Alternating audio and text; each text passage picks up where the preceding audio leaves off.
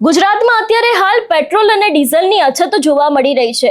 આને જ કારણે એક તરફ ખેડૂતો પરેશાન છે, પણ હવે ડીઝલની અછતને કારણે તેની સીધી જ અસર મોરબીના સિરામિક ઉદ્યોગ ઉપર પડી છે। આખો આ મામલો શું છે, મોરબી સિરામિક ઉદ્યોગના જે એસોસિએશનના પ્રમુખ છે તેમનું શું કહેવું છે તેની વાત આ વિડીયોમાં। નમસ્કાર, હું હંસિની અને તમે જોઈ રહ્યા છો નિર્ભય ન્યૂઝ। અત્યારે હાલ એક તરફ ગુજરાતની સામાન્ય જનતા પેટ્રોલ અને ડીઝલ માટે થઈને પેટ્રોલ પંપ ઉપર લાંબી લાઈનો લગાવી રહી છે।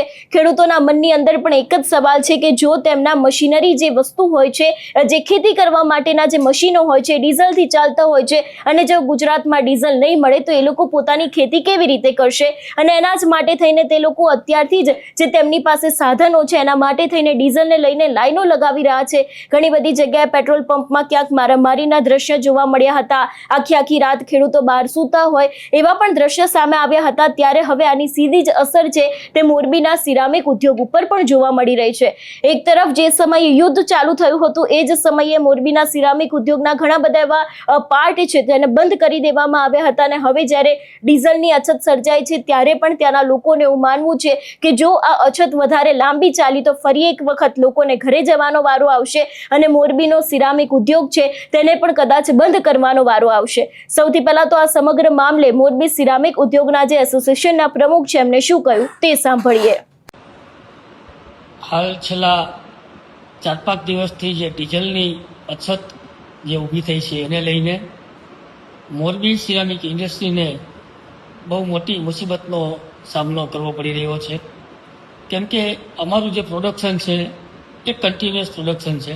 એની અંદર પાવર કાપ આવતો હોય તો પાવર કાપના લીધે અમારે જનરેટર ફરજિયાત ચલાવવા પડતા હોય છે। અત્યારે અમારે જનરેટર ચલાવવા માટે જે ડીઝલ જોતું હોય તો ડીઝલ અમને બેરલમાં કે ભરી આપતા નથી। બીજા નંબરમાં અમારે જે લોડિંગ અને અનલોડિંગ થતું હોય એની અંદર પણ અમારે રેગ્યુલર જે સાધનો યુઝ થતા હોય, જેમ કે એમાં ફોર્કલિફ્ટ હોય, લોડર હોય, ટ્રેક્ટર હોય, તો આ દરેક સાધનોની અંદર ફરજિયાત ડીઝલ જોતું હોય છે। તો આ સાધનોને પણ ડીઝલ પૂરતા પ્રમાણમાં મળતું નથી, એને લઈ અમારા અત્યારે પ્રોડક્શનની અંદર બહુ મોટી તકલીફો ઊભી થઈ રહી છે। જો આ ડીઝલની વ્યવસ્થા કરવામાં નહીં આવે તો આ ઇન્ડસ્ટ્રી ફરી પાછી બંધ કરવાનો વારો આવશે।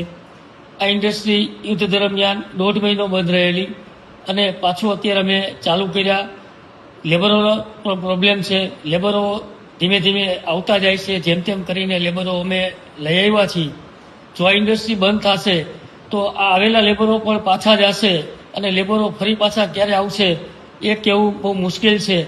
તો અમારી એક સરકારશ્રીને નમ્ર અપીલ છે કે ઇન્ડસ્ટ્રી ચલાવવા માટે જે જરૂરિયાત છે ડીઝલની, એ ડીઝલનો જથ્થો અમને જો ફાળવવામાં આવે સ્પેશિયલ કેટેગરીમાં તો આ ઇન્ડસ્ટ્રીને આ જે મુસીબત આવે છે એ મુસીબતમાંથી બહાર આવી શકી અને ઇન્ડસ્ટ્રી રાબેતા મુજબ ચલાવી શકી અને જે અત્યારે લોકોને રોજગારી આપી છે એ રોજગારી પણ જળવાઈ રહે।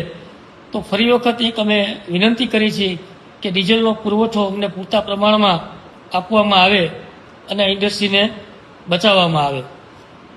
એક તરફ ગુજરાતમાં અત્યારે હાલ યુદ્ધના કારણે થોડા સમય પહેલા પણ પેટ્રોલ ડીઝલની અછત જોવા મળી હતી, અને અત્યારે હાલ ફરી એક વખત વડાપ્રધાન નરેન્દ્ર મોદી દ્વારા પણ અપીલ કરવામાં આવી હતી કે 1 વર્ષ સુધી સોનું ન ખરીદો, પેટ્રોલ અને ડીઝલનો ઉપયોગ છે તે ઓછો કરો।